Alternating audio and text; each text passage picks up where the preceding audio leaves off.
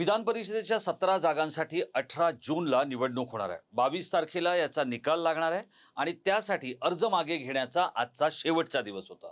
आज शेवटच्या दिवशी प्रचंड मोठ्या प्रमाणात लक्ष्मीपूजन, त्याचप्रमाणे धमक्या, आपापल्या नेत्यांचे आदेश त्यांच्या त्यांच्या सोयीप्रमाणे त्यातून अधिकृत उमेदवारांची माघार आणि सगळ्यात महत्त्वाचं म्हणजे महाविकास आघाडी ही या निवडणुकीच्या आधीच पुरती नामशेष झाल्याचं आपल्याला या निवडणुकीत बघायला मिळालं. नाशिकमध्ये हाय व्होल्टेज ड्रामा झाला, तर कोकणामध्ये कुटुंब कल्याणाबरोबरच भविष्य निर्वाह निधीची पण व्यवस्था करून घेतली गेली. काय आहे आजच्या दिवसातलं हे सगळं रंगतदार नाट्य, मी आपल्याला संक्षिप्त स्वरूपात सांगण्याचा प्रयत्न करणार. नमस्कार मित्रो, मी राजेश कोचरेकर आणि आपण पाहताय आपलं आवडतं न्यूज पोर्टल टाइम महाराष्ट्र. मित्रहो, विधान परिषदेच्या एकूण 17 जागांसाठी निवडणूक होते 18 जूनला.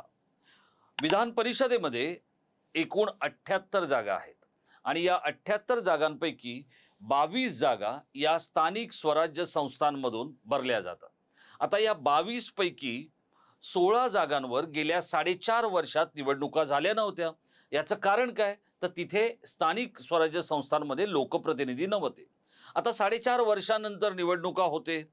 मग ही आयती संधी लक्ष्मी पूजनासाठी, लक्ष्मी दर्शनासाठी असल्याचं या नगरसेवकांच्या लक्षात आलेलं आहे, पंचायत समितीच्या सभापतींच्या लक्षात आलेलं आहे आणि जिल्हा परिषद सदस्यांच्याही लक्षात आलेलं आहे. आणि त्यामुळे प्रत्येकाने आपल्याला ज्या परिस्थितीत हवं त्या परिस्थितीत लक्ष्मी दर्शन करून घेतलेलं आहे. ही निवडणूक म्हणजे फक्त लक्ष्मी दर्शन, कुटुंबाचं कल्याण आणि भविष्याची निर्वाह निधी अशा पद्धतीत या निवडणुकीकडे पाहिलं गेलं. अगदी उदाहरणादाखल जर म्हणायचं असेल तर एकनाथ शिंदे यांचं होम पिच ठाणे हा जो मतदारसंघ आहे, तिथून रवींद्र सदानंद फाटक हे निवडणूक लढत होते. त्यांच्या विरोधात शरद पवार गटाचे अभिजित पवार होते. त्यांनी कारण काय दिलं उमेदवारी अर्ज मागे घेताना? वैयक्तिक कारणासाठी. अभिजित पवार हे जितेंद्र आव्हाड यांचे अत्यंत निकटवर्तीय समजले जातात, वादग्रस्त आहेत, अनेक गोष्टींबद्दल त्यांच्या मतमतांतर आहेत, ठाण्यामध्ये त्यांच्याबद्दल वेगवेगळी वदंत आहे, पण तरीही त्यांना उमेदवारी मिळाली होती. याचं प्रमुख कारण जितेंद्र आव्हाड होते.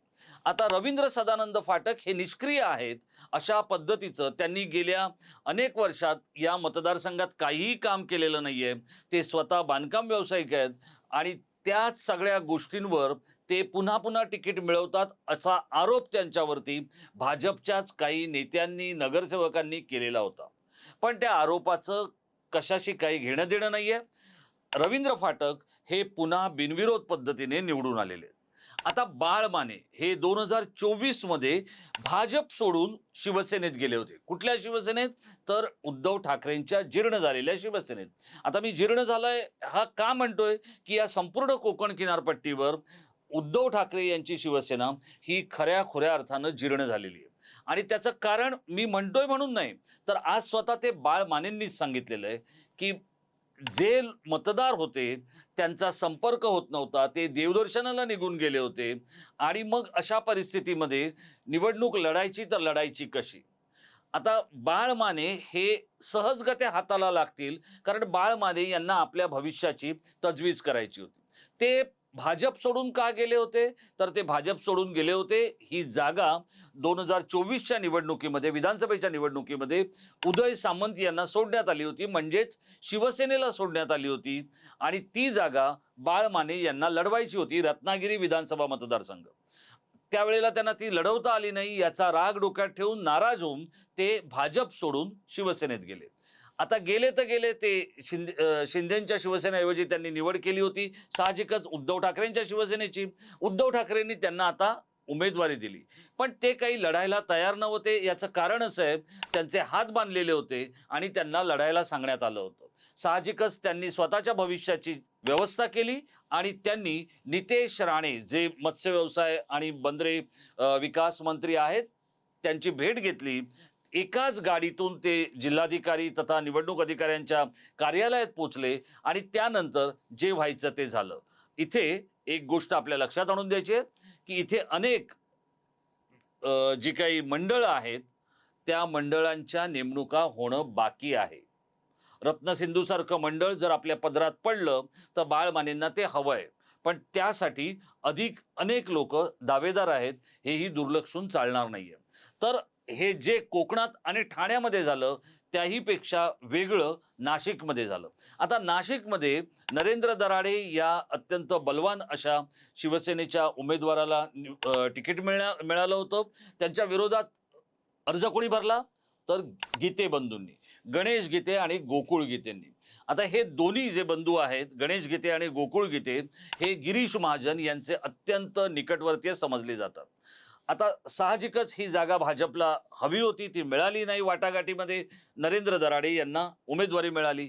त्या विरोधात बंड केलं गणेश गीते आणि गोकुळ गीतेंनी. गणेश गीतेंनी अर्ज मागे घेतला आणि आपल्या नेत्याचा शब्द पाळला. पण गोकुळ गीते यांनी काही तो अर्ज मागे घेतलेला नाहीये.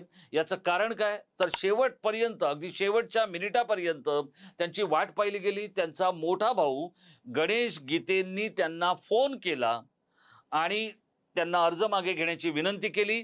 आपल्याला गिरीश महाजन हे वडिलांच्या ठिकाणी आहेत, आपण त्यांच्यासाठी अर्ज मागे घ्यायला हवा असं सांगितलं गेलं.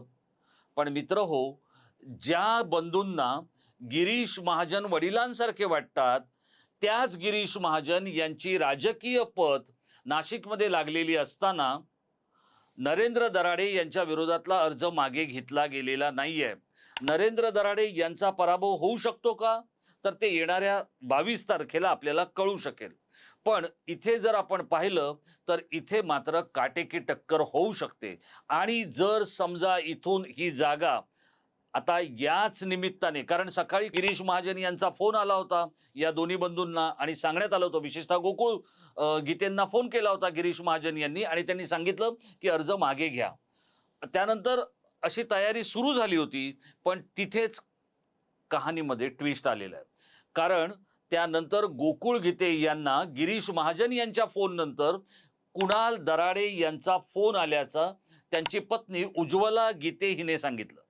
पण हा जो फोन होता हा आपण केला नव्हता असं आत्ता 3 वाजल्यानंतर कुणाल दराडे सांगतायत. कुणाल दराडे हे नरेंद्र दराडेचे चिरंजीव आहेत. पण ते सांगतायत की तो फोन मी केला नव्हता, तो आवाज माझा नाहीये, त्याची लॅब टेस्टिंग करा.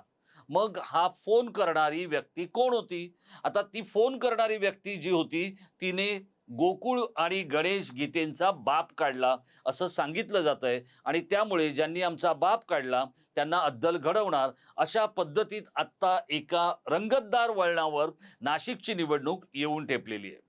आता गोष्ट आहे यवतमाळची. यवतमाळमध्ये दुष्यंत त्रिवेदी हे शिंदे सेनेचे उमेदवार आहेत. त्यांच्या विरोधात जो उमेदवार होता त्याने सुद्धा माघार घेतली.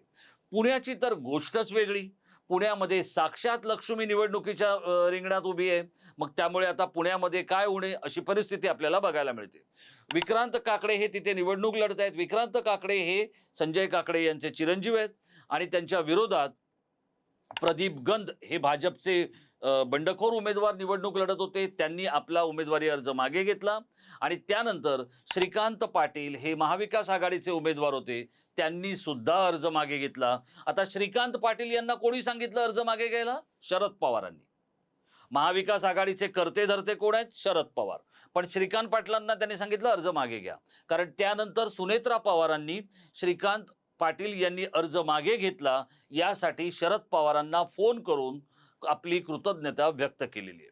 आता अशा पद्धतीत हे सगळं सुरू असताना कोकण किनारपट्टीवर जे काही घडलं ते काय आहे? तर फक्त मी, माझी मुलं आणि माझं कुटुंब असं म्हणणारे सुनील तटकरे हे मात्र आपल्या मुलाच्या विजयानंतर इतके भारावले होते की ज्याचं नाव ते. आणि मग सुनील तटकरे यांच्यासारखा इतका मोठा नेता जर एखाद्या महेंद्र दळवीचं नाव चुकतोय की काय असं आम्ही पत्रकार आणि माध्यमकर्मी प्रतीक्षा करत असतानाच सुनील तटकरे यांनी अत्यंत कलात्मकपणे महेंद्र दळवींचं सुद्धा नाव घेतलंय. काय म्हणतायत तटकरे ते आधी आपण बघूया. देवेंद्रजींचे, भारतीय जनता पक्षाचे अध्यक्ष चव्हाण साहेबांचे सुद्धा मी अंतःकरणापासून या ठिकाणी आभार मानतो. शिंदे साहेबांचे आभार मानण्यासाठी माझ्या शब्द भंडारामध्ये हा शब्द त्या ठिकाणी कमी आहे. स्वाभाविक आहे की अधिक संख्याबळ मतदारांची संख्या शिवसेनेची त्या ठिकाणी होती आणि गेले काही दिवस गैरसमज जे होते या सगळ्या पार्श्वभूमीवरती आदरणीय शिंदे साहेबांनी त्या ठिकाणी समन्वय घडवून आणण्यामध्ये महत्वाची मोलाची भूमिका त्या ठिकाणी बजावली. त्याबद्दल शिंदे साहेबांचे सुद्धा मी मनापासून आभार मानतो. आमदार उदय सामंत, आमदार भरतशेठ गोगावले, आमदार नितेश राणे, त्याचबरोबर ती संबंध महायुतीचे आमदार म्हणजे सावंतवाडीचे दीपकभाई केसरकर, निलेशजी राणे, नितेश राणेंचं नाव घेतलंच, खासदार राणे साहेबांचं घेतलंच.